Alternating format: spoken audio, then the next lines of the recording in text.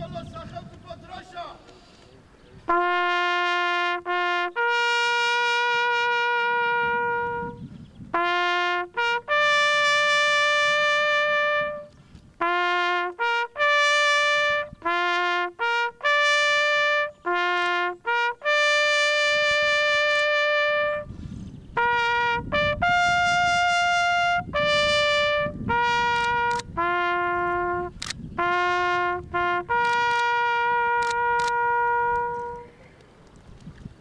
დღეს უმძიმესი დღეა საქართველოს შეიარაღებული ძალებისთვის, საქართველოსთვის და განსაკუთრებით მე-4 ქვეითი ბრიგადისთვის.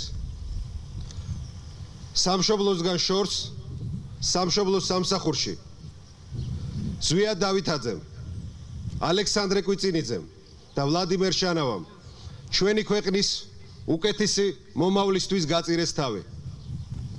ეს იყო ჩემთვის პირადად დიდი დარტყმა, იმიტომ რომ ამ გმირ ბიჭებთან ერთად შევხვდი აღდგომის ბრწყინვალე დღესასწაულს შირგაზის ბაზაზე და პირადად გავიცან ისინი. საქართველოსთვის თავის გაწირვა ღირსეულთა ხვედრია.